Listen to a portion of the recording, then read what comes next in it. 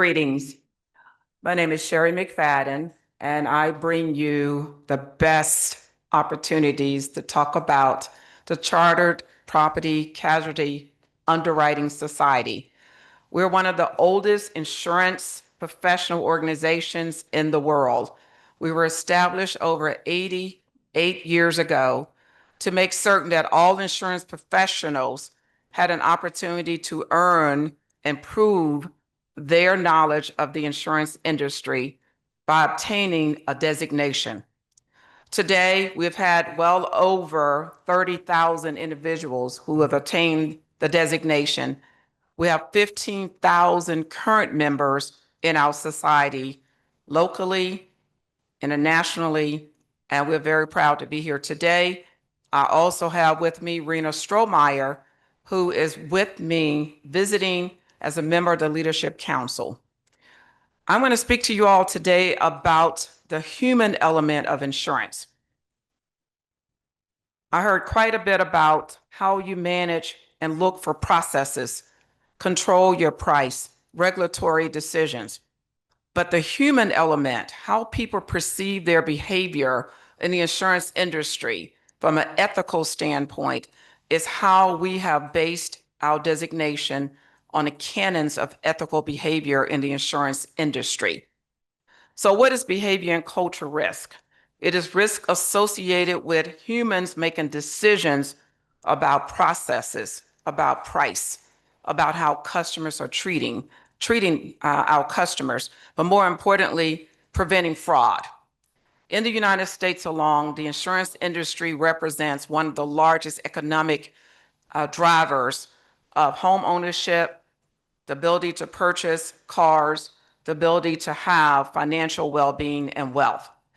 It is also a community in which we have the highest incidence in some cases of the potential for unethical behavior. Why? We're going to talk about the reputation that goes along with being an insurance professional and how we address those risks, regardless of whether you're internationally or globally, your regulatory issues, your system processes. It is still the human factor, your workforce, your employees, your brokers, your agents that really drive the way this industry continues to grow and thrive. What are the key risk indicators? Number one is disregarding policies and procedures. When the workforce feels that the policies and procedures are either outdated or they figure out ways to skirt around those policies for their own well-being. And in some cases, they're under pressure to do so.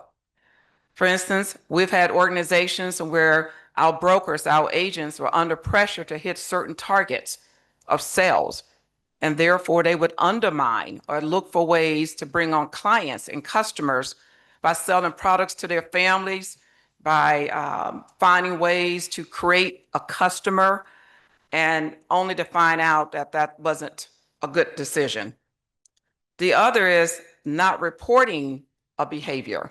In a case in which someone sees a misbehavior, but they don't think that's the best thing to do, or it's just part of the industry. Compliance violations.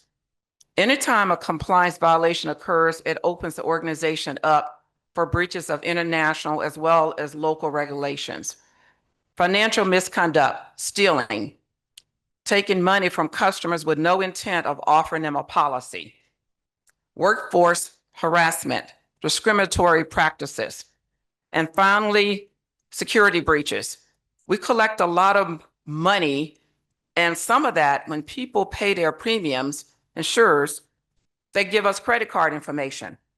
And if that credit card information isn't encrypted properly, then that information can be sold or used in a manner not intended. What happens? Why does it matter to have an industry that's highly regulated by ethical behavior? One, scandals and operational disruptions occur. Legal and regulatory, a lot of money is spent defending organizations and employees who act unethically. Talent attrition, good people leave your organizations, agents and brokers seek other opportunities. And finally, you lose your reputation. And it's difficult to grow when your reputation in national and global markets is at risk. Effective management begins with making certain that you don't violate compliance-related issues. You have a strong workforce, culture, train and connect, retrain and connect. The other is stakeholders' trust. When you undermine the trust of the industry, no one will buy a policy from you. And we understand that. The other is, how do you manage risk from a human standpoint? It begins with leadership accountability. The other is having clear values and conduct. If leaders do not act ethically, employees will not either. They see it, this is the way things are around here. Clear values and conduct. Continuous training. You can have great policies in place, and I heard a lot about simplification, being able to design products for the customer, but continuous training is also important. If employees feel that they're not trained properly, then they may act unethically and not be aware of it. Also, having a culture where it's safe to report bad behaviors and bad actors. And then do assessments, do surveys, find out what's going on in the organization. For risk management, we look at it not only from a national but an international perspective. The CPCU Society operates not only here in Europe, but in other parts of the world as well. So we look for feedback from various groups, surveys. We also look for opportunities to make certain that our policies and procedures not only have a local but an international intent to it as well. So we want to understand what are the culture norms that may be here in Romania that's very different in the United States. And finally, what culture or behavior risks are most prevalent in any organization or in your region? And what tools or strategy are in place to ensure that you can address those culture or behavioral risks? So I don't necessarily have to get answers to that today, but I want this to be a part of your overall thought process, along with regulatory changes, growth, and employee understanding. You're only as strong as your weakest employee or your source of sales, your agent or broker, when it comes to ethical behavior. So with that, my presentation is short, but any questions you may have of me, please let me know. Thank you.